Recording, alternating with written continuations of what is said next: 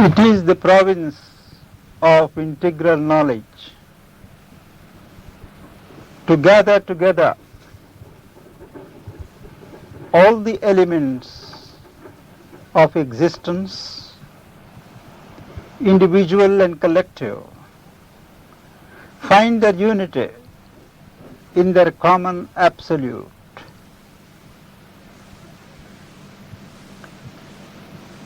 The divine, when it manifests, holds in itself the absolute term of everything that issues from it. And when we approach from our end, for every faculty, every part,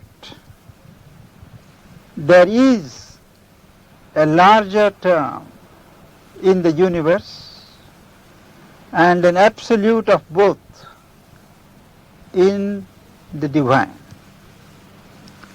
So it is in the process of working out the scheme of integral knowledge that the whole of the universe comes to be embraced. Nothing is left out. It is true for a certain approach of the mind that the absolute of everything is only to be found in the beyond. In time and space, there cannot be absolute. Everything is limited. But above this universe, you find the absolute. In a sense, Sri Aurobindo points out this is true. But it is also true that the absolute does not forfeit its character for the reason that it pours itself out in terms of the individual and the cosmic. All the principles of existence are present in the universe at all levels. The principle of absoluteness also is present in principle everywhere. For instance, the principle of soul and nature.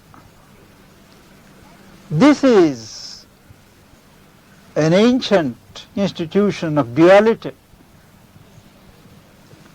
conceived and pictured differently by different systems of religion and philosophy. There are some schools which speak of the soul as the self and nature as the power of the self of covering itself with any number of illusions. For what purpose the self should choose to cover itself with illusions instead of truths, no system has been able to say. However, there are other schools which consider the soul as the being, the self as being, and the nature as the power of that being to formulate itself in innumerable forms and movements. There is also, as we have seen earlier in the course of our discussions, the duality of Ishvara, the Lord, and his Shakti, his puissance. He is the Lord, not only the self that stands behind, but he is the master, and the power that issues from him, the power that builds, does for his delectations. Then also, in the ancient Indian systems, there is what is called the Sankhya system, which many of you would have come across if you have read Sri Aurobindo's essays on the Gita. The Sankhya derives its name from enumeration. Its basic principle is the enumeration of the 25 principles that constitute existence. It conceives of an uninvolved soul, self, facing nature. Nature and soul are eternally separate and distinct. Nature goes into movement the moment the self regards it, and it goes on playing, building, withdrawing, all for the pleasure or the benefit of the soul. These souls are multiple, but nature is one. As long as the soul looks at nature, who Sri Aurobindo describes somewhere else as the Nautch girl, the dancer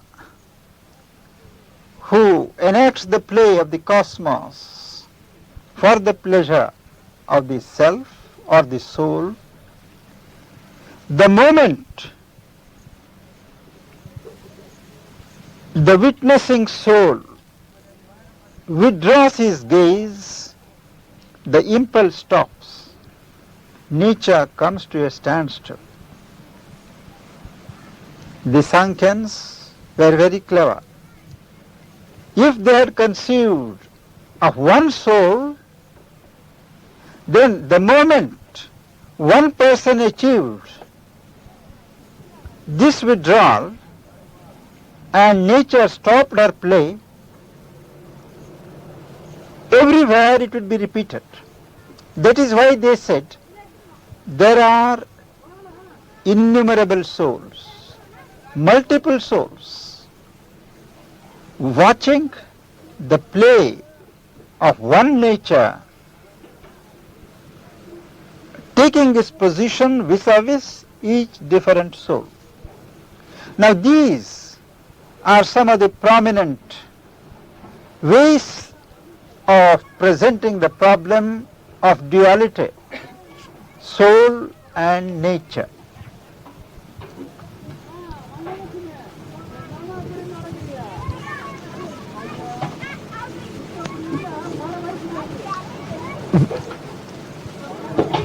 This duality, Sri Aurobindo points out, starts from the very summits of creation, and it reproduces itself on every level. In the essays on the Gita, this relation between the soul and nature is graphically described step by step, keeping with the growth, the progress of the evolutionary movement. First, they speak of the soul as the witness. He does not participate in the play of nature, but he just regards. No doubt, the very act of regarding is in a sense participation. If the soul does not regard, if the soul does not witness, there is no impulsion to nature to continue her play. However, even in this witnessing action of the soul, there are grades and grades. There is The tamasic witness, who is just lazy and watches without movement, without even an effort to influence or even to transcend and get away from the play. He just bears it, suffers it. That is the tamasic witness. There is what is called the rajasic witness, where the soul regards not out of helplessness, but with a certain acute interest. There is also the regard of the sattvic type, where the soul has attained a certain maturity and regards things with a certain tranquility of spirit. But the ideal witness, Sri Aurobindo points out, is of him who regards like a spectator regarding a play on the stage, drawing the full enjoyment of it, participating in his own emotions, but ready at any moment to walk off without being involved in it. This is the highest poise of the witnessing soul as far as nature is concerned. Next is the poise, next to the poise of the witness, is the poise of the sanctioner. As I said, the very act of witnessing implies a certain kind of sanction, an implied sanction, an indirect sanction. But the next step is the soul exerts itself and makes a movement of affirming the impulsion of nature or holding it back, but without involving in subsequent activities. This is the second poise, the poise of the sanctioner, one who consents. This leads to another poise, one who upholds the activity of nature. This should have come the second. After the witness comes the upholder. The upholder, he supports the play of nature without participating in it. He contributes the necessary energies for the play, but he does not follow it up by taking interest in subsequent activities. Once he enters into the situation by contributing the energies, by holding nature on his bosom, the third is the stage of the sanctioner, which I have just spoken.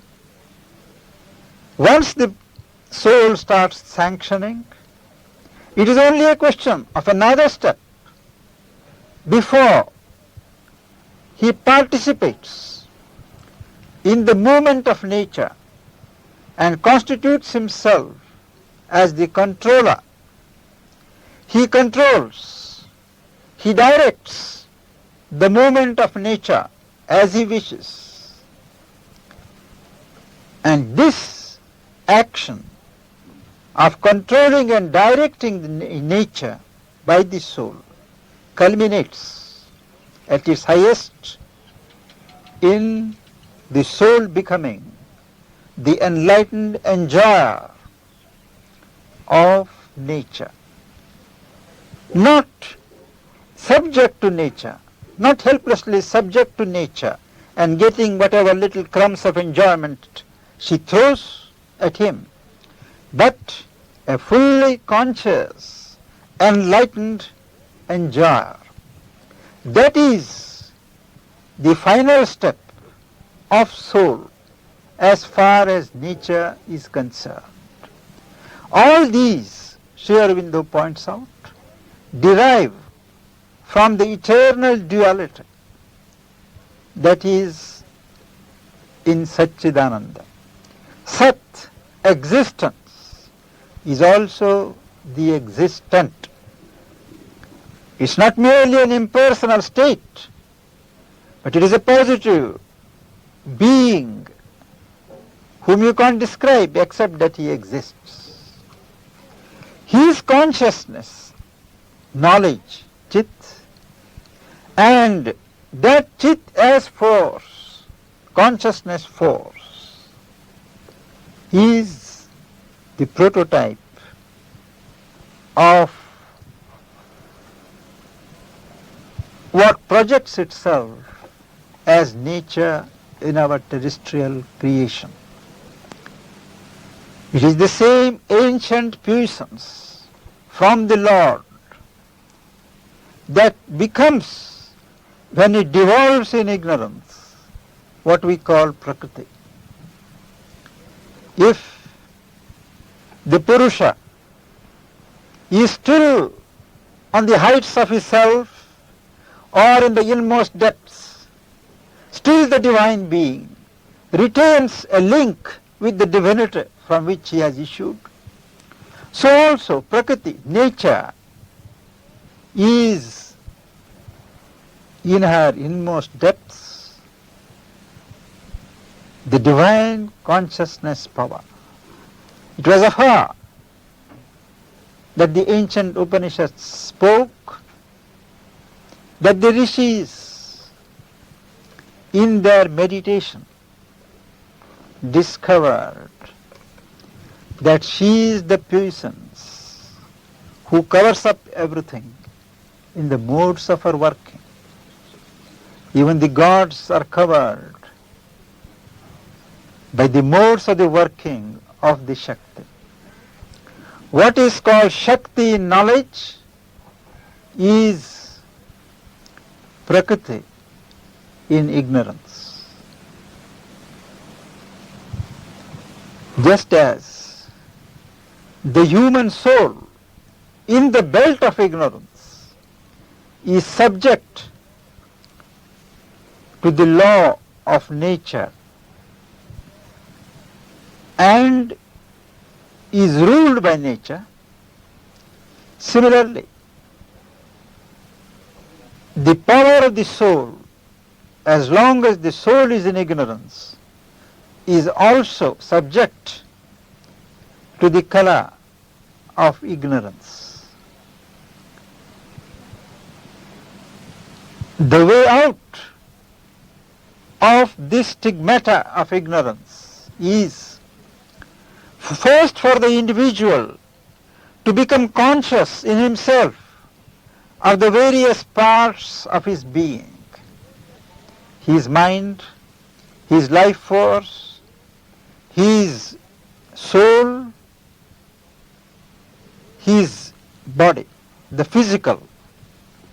After becoming conscious, to find their link and correspondence with the universal mind, the universal life force, the universal soul, and the universal matter. Naturally, you start at the level of mind, then come at the level of the sense. You sense it, you feel it. But before you can either know or sense, you have to have the vision. That vision you get by reading books from those who have had that vision, or the vision simply dawns on you by grace. After the vision is real to you, it is translated in terms of the intellect as knowledge. from the level of the mind, you gradually render it in terms of feeling and experience.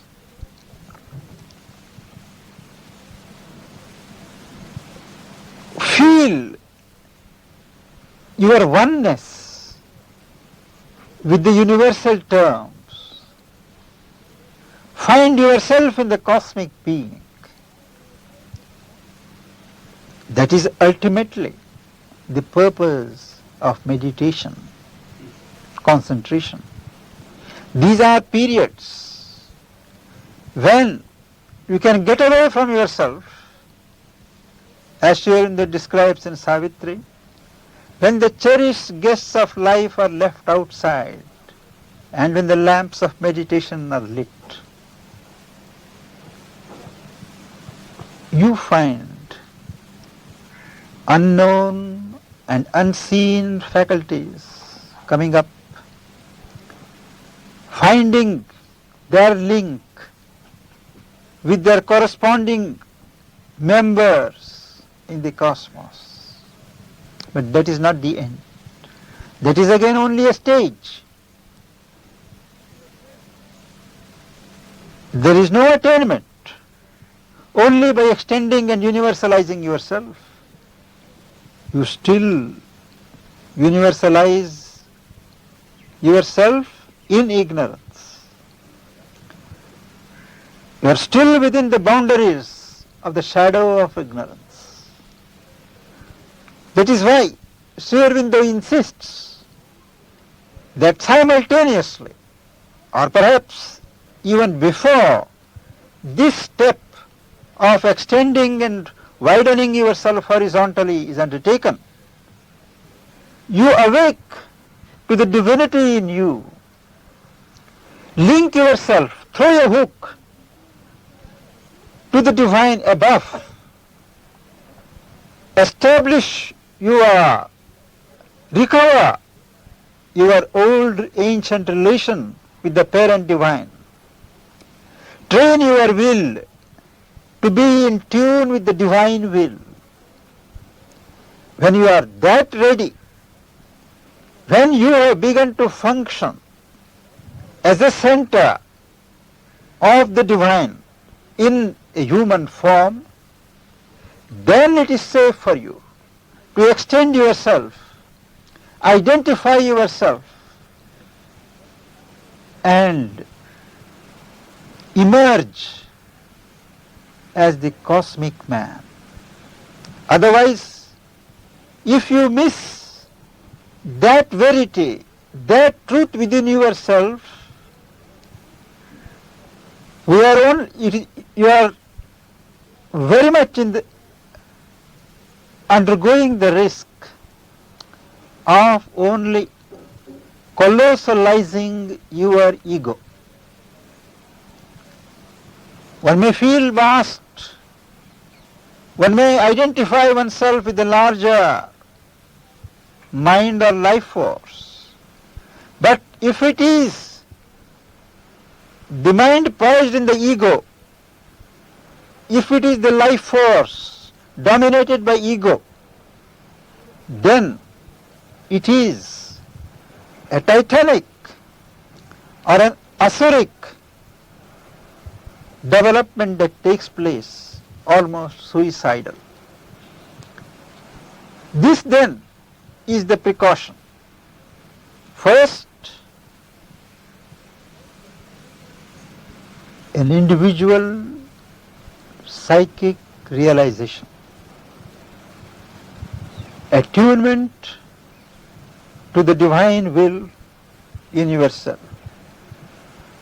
In that consciousness, in that poise, extend yourself gradually and become one with the cosmic being.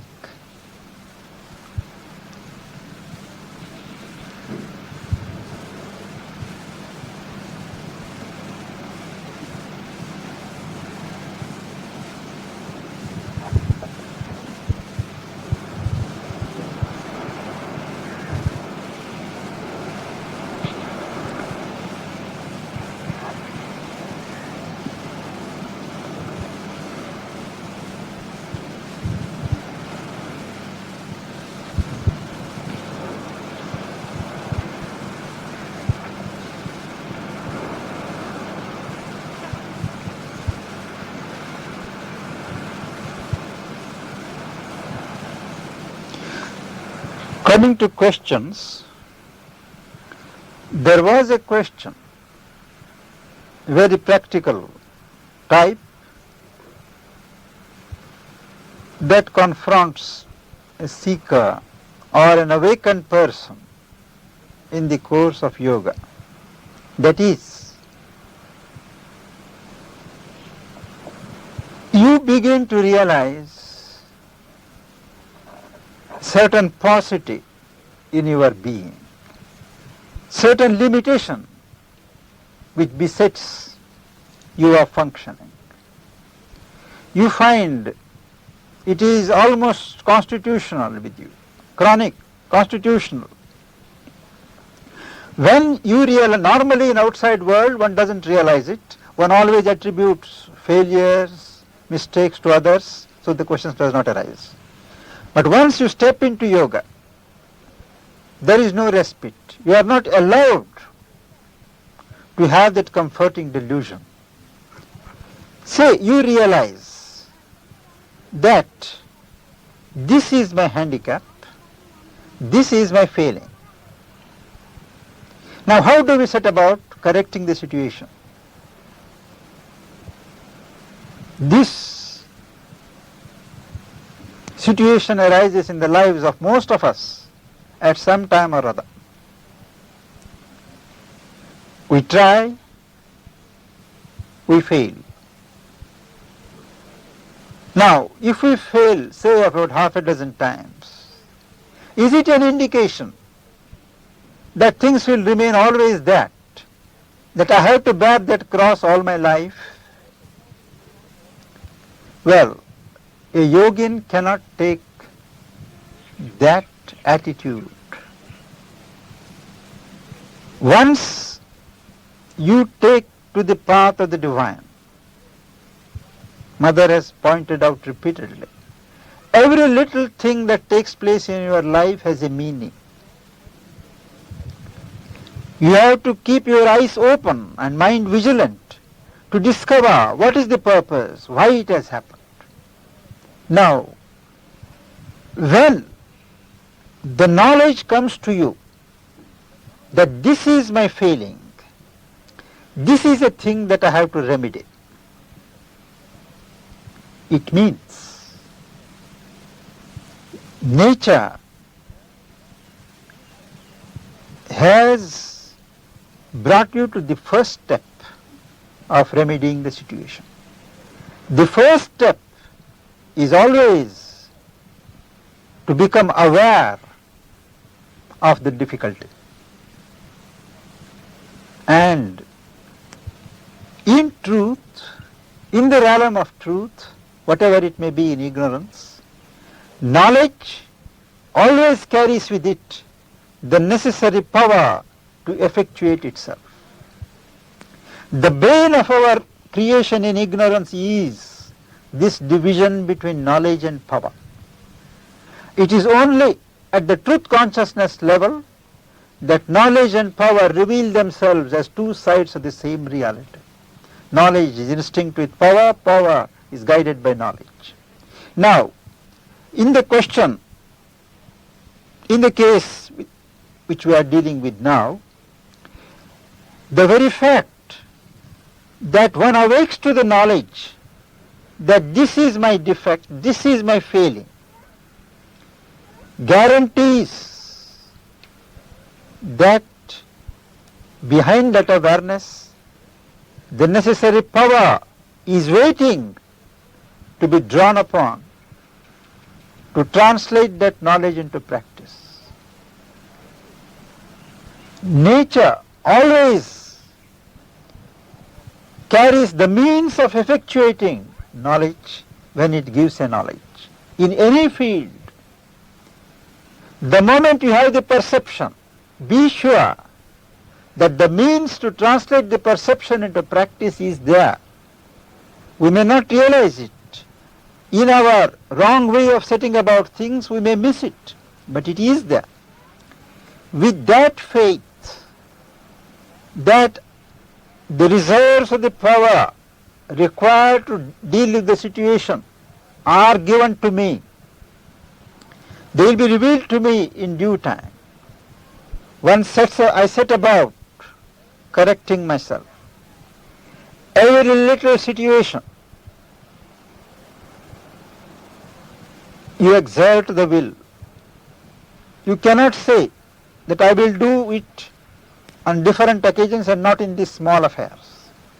Every occasion should be taken to exert the will in the right direction, to summon all the energies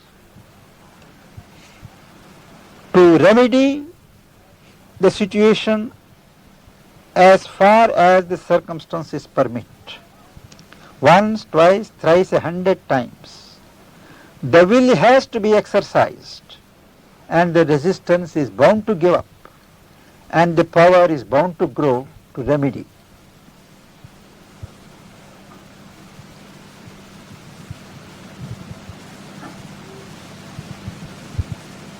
It's very hard to see the soul and nature as a duality.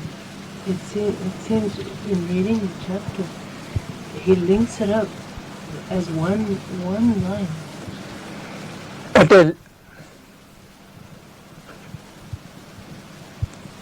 At a high level of consciousness, soul and nature reveal themselves as one reality. But the moment the stage of manifestation arrives, there is a polarity. The same reality poises itself doubly, soul and nature, the master and the power. Without these two terms, maybe the same reality, the same being, positing itself doubly, there is no creation, there is no manifestation.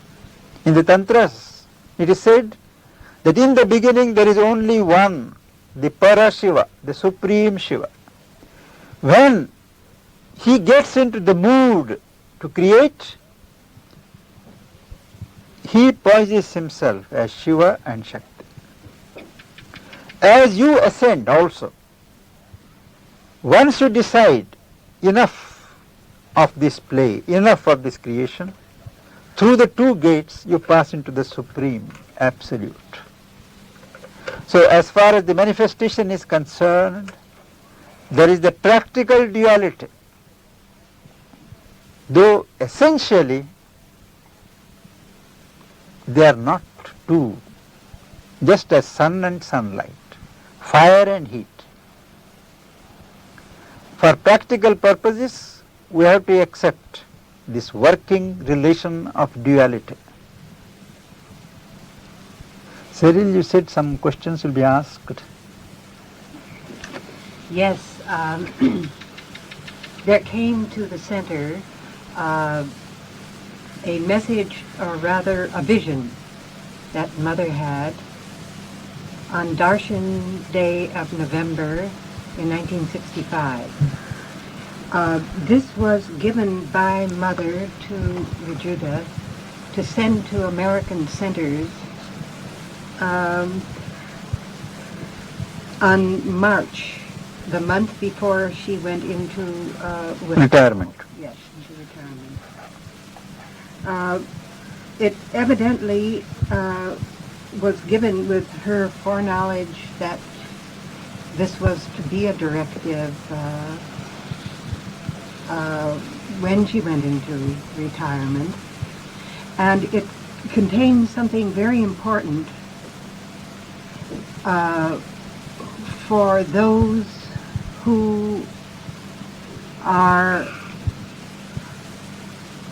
engaged in an active karma yoga, at the same time who want to do the yoga of the transformation, which she says in the vision was shown to her as being done by only a few.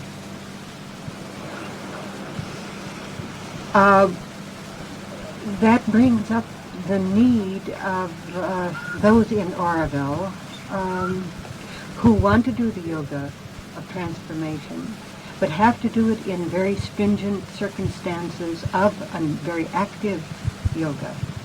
As to the need for guidelines on how to do it. Can you say what the vision was? I don't know what you're talking about. I can't quote it because I... The paper I have not paper brought to it. you.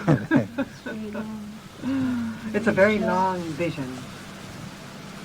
Can you indicate some? Well, the essence of it was that Sri Aurobindo showed the mother the order within the universe, every being having its particular place, and showing that there was no need to go out and change those who were satisfied with a life of a higher culture, of a harmony on a mental plane, because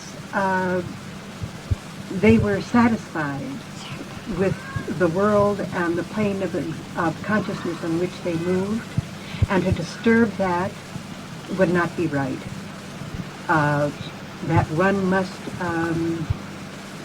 if one is going to do the yoga of transformation, do it within his place, at his level.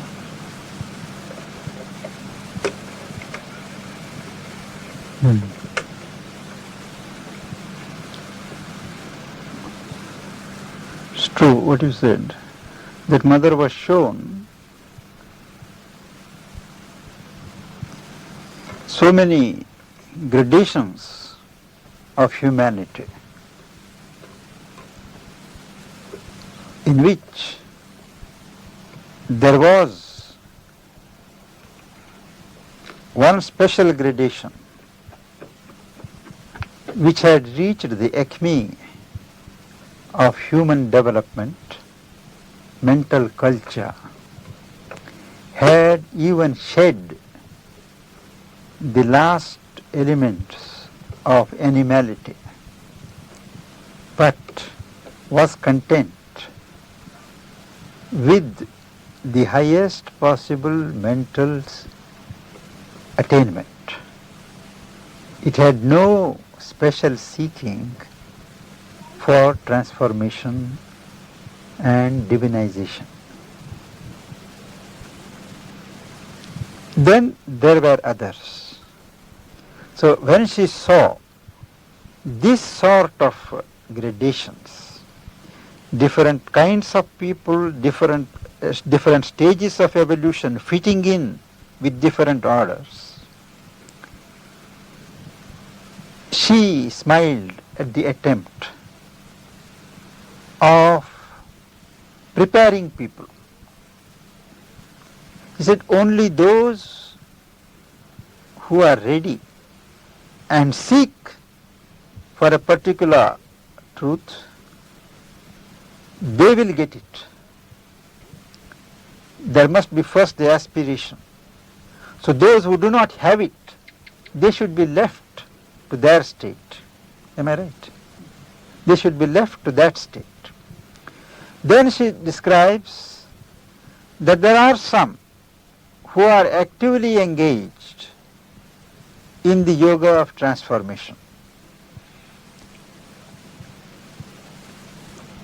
They are working for it. There are also those who are contributing to the yoga of transformation, to this movement for transformation, in their own way, without doing that yoga themselves, by way of work, by way of goodwill, by helping in many ways. They themselves do not expect to participate in the gains of transformation. They know they are not fit for it. But all the same, they are putting their best. They are doing their karma yoga, or whatever you say, contributing to it. So each category must respect the other. They must not impose their discipline, their sacrifice, standards of sacrifice on others. Each category must be left free to develop in its own way. I read it after you told me once again. It is a vision that she had, and there she speaks that it is no use compelling a person to shed his animality when he is not ready for it. If he is still in the evolutionary stage, which is proper to the animal belt, it's no use compelling him to desist from certain actions which are natural to the animal stage. This is I understood. But now the question arises. If we are to follow the gradations hewn by nature, we have just to follow nature. It will take long time. But man is given a will. Man can expedite his evolution. Man can take a leap. So if I find that certain parts in me still respond to the urges of animality, but there are other parts which aspire higher, which want to cross the belt, certainly I am expected to exert my will, forcibly eliminate the inferior elements from my nature and catch up with the higher flame. Each sincere person is expected to do it, and he is given this help to do it. All that is expected is he shall not impose it on a third man, on another person. But each individual has a certain responsibility when he is given the opportunity. Do I make myself clear? Yes. But in a community Yes. such as the one at Matamandir, there is a different set of conditions, and this brings up the question of imposition upon others and going outside of the sphere of one's own self-discipline. Here at Matamandir, it's the only settlement in Oroville that has a list of rules sent out with Mother's blessing for no sex indulgence, no tobacco, no drugs, and so forth. Now, how is one, when Mother's expressed wishes in these matters is not followed, and when Mother has said also in reference to these injunctions that her help is available to any sincere person who wants to change, what should be the attitude of a member of the community towards this? The very fact that Mother has framed these guidelines for those who stay in Matra Mandir, and she chooses certain individuals alone to stay here, necessarily means that they are in a stage when they can and should follow those guidelines. Otherwise, they forfeit the trust imposed in them by the Divine. It is the responsibility of each one to respond and follow up. Otherwise, the trust is betrayed. I have seen how she makes the selection. Her selecting persons to stay here is different from our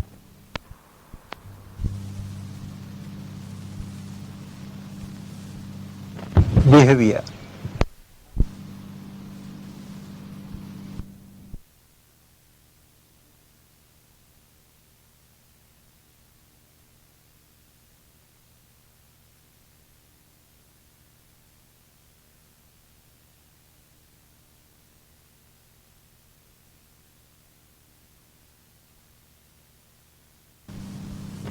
Behavior on behalf of the persons she has chosen.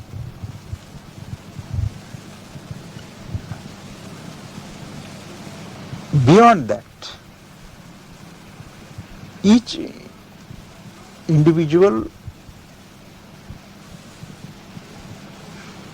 has no right to interfere with the course of life of another unless it cuts across the discipline of the community.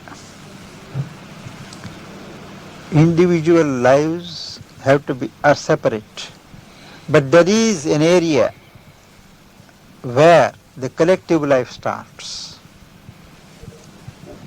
There things are different and pressure can be exerted at that level.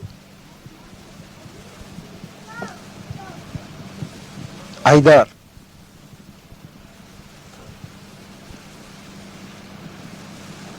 an opinion must be created, a powerful opinion, making it difficult for the offending element to continue, or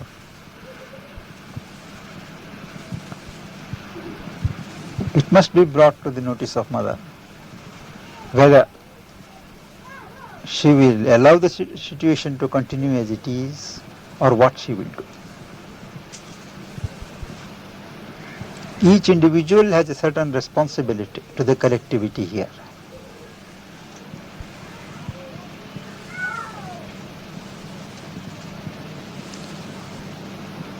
That remark that one can't compel another doesn't hold good here. In that vision, it does not apply here. Because this is a select community. This sort of a vanguard which does not permit of sliding back.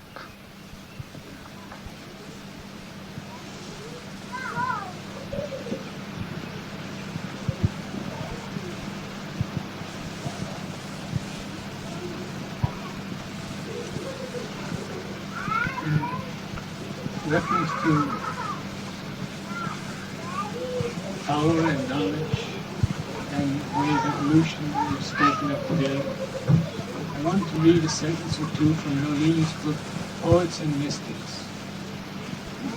He says, the pure aesthete is a closed system. Pure? Aesthete Ah.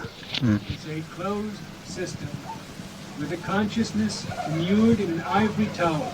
But man is something more. A curious paradox. Man can reach the highest, realize the integral truth when he takes his leap, not from the relatively higher levels of his consciousness, his intellectual and aesthetic and even moral status, but when he can do so from his lower levels, when the physical vital element in him serves as a springing board.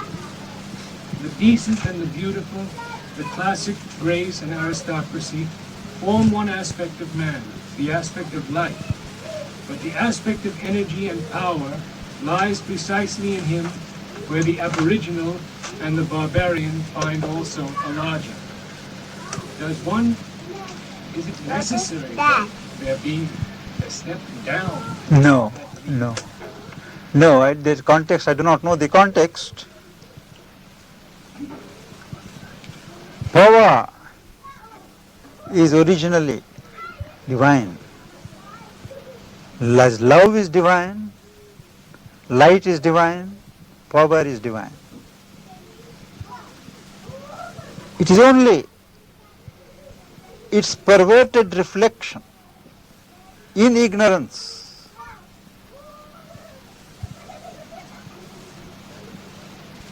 that becomes an energy of falsehood. Essentially, intrinsically, power is divine. Possibly, the seat of power in man, in a human being, is the vital.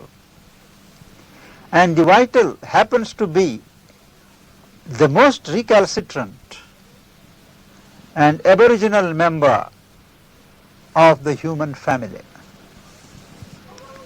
But as Sri Aurobindo has observed, the vital enlightened, the vital converted is the hero of God, is a soldier of the divine.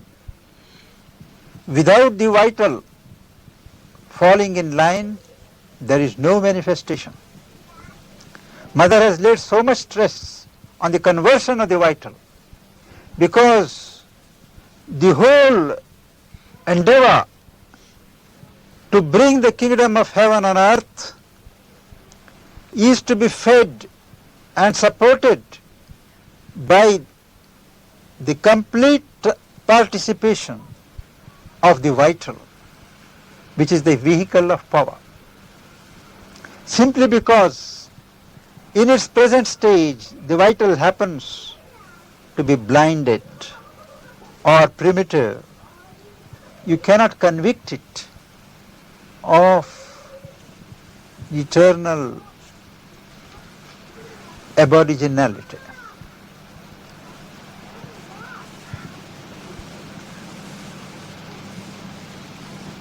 Power is neither moral nor immoral. It depends who uses it and why. Like electricity. Use it for good purpose, peaceful purpose. You can use it for wrong purposes. Power is immoral. It is, Sri Aurobindo observed in that classic book, The Mother. Power, money, sex. These are the three divine puissances which have been misused. Power is divine originally. We have to reclaim it for the divine.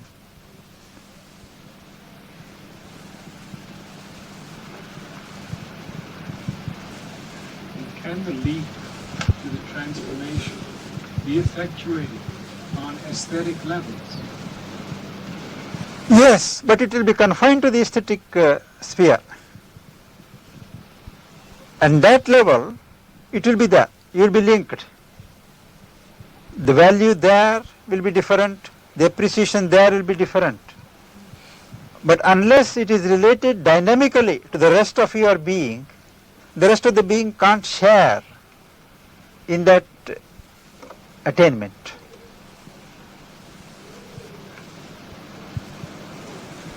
Many poets, seers, rishis have had this kind of transmutation in their high levels, but they are not made part of the life. An artist, painter, musician, at the summit, they do undergo that transmutation. They break through the human horizons, and that is why they bring to earth some glory from the heaven.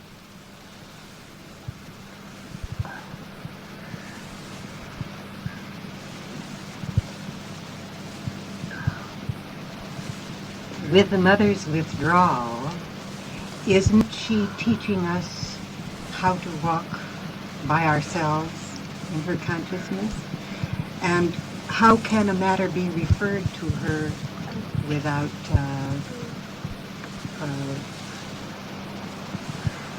treading upon the state that she wishes to be in that This withdrawal is temporary. It is temporary. And as you said, the presiding force is making use of this period to force people to feel the presence, force them to contact the central reality and govern themselves without being guided at every step. We have to wait. There are signs already of her resuming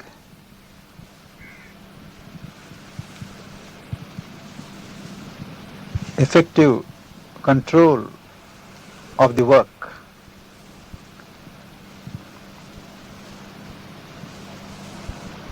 She has said, it's only a couple of days ago, that she has been following an inner movement and she has arrived somewhere.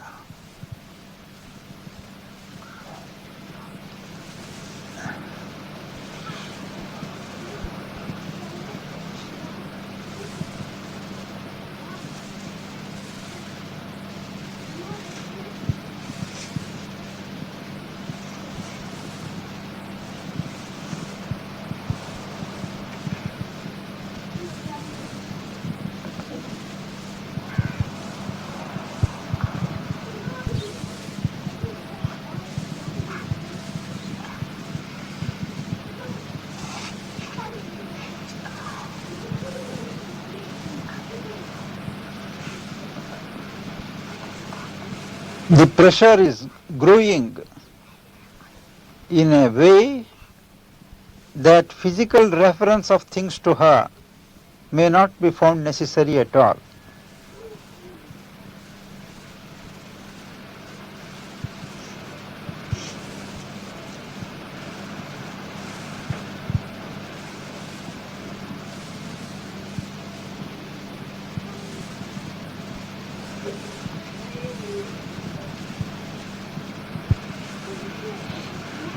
I would like to ask you a question which concerns work and the position of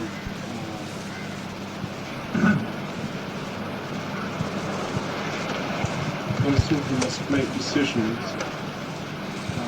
in which his own feeling of what the truth of what he ought to do does not coincide with what is laid down by someone who is directly appointed by the mother as his superior, and what attitude one can adopt.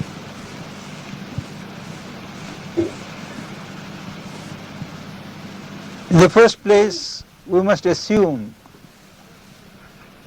bona fides of both the parties. The person who decides, executes, he must recognize the bona fides of those who differ from him. And the rest also must accept that the person in charge is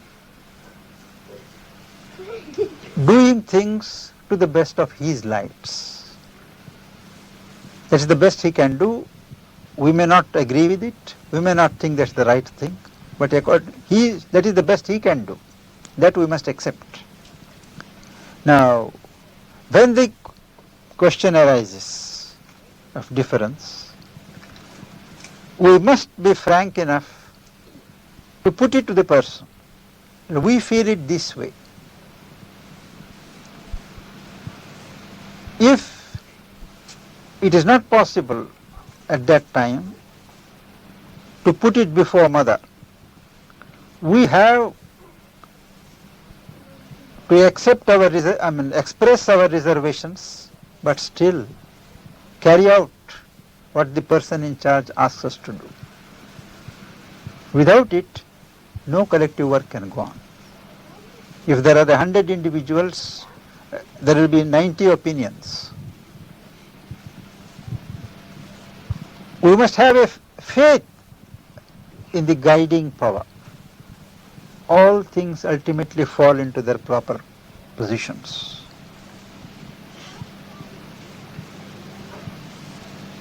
If the person in charge continues to do things really detrimentally to the interests of the work, you can trust to the guiding grace to effect the necessary changes in right time.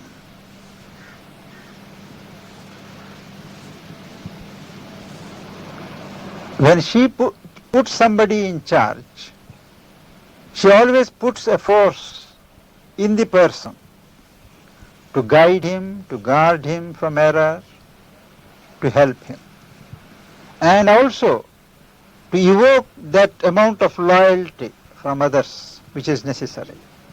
How he uses that power is another question. In these matters, ultimately, it is a question of everybody's sincerity.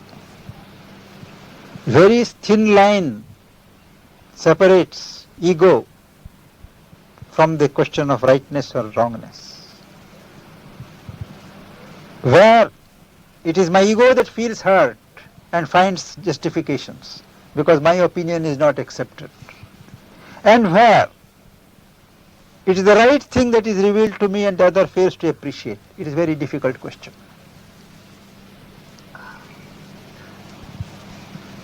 It's only an utmost honesty to oneself that can help.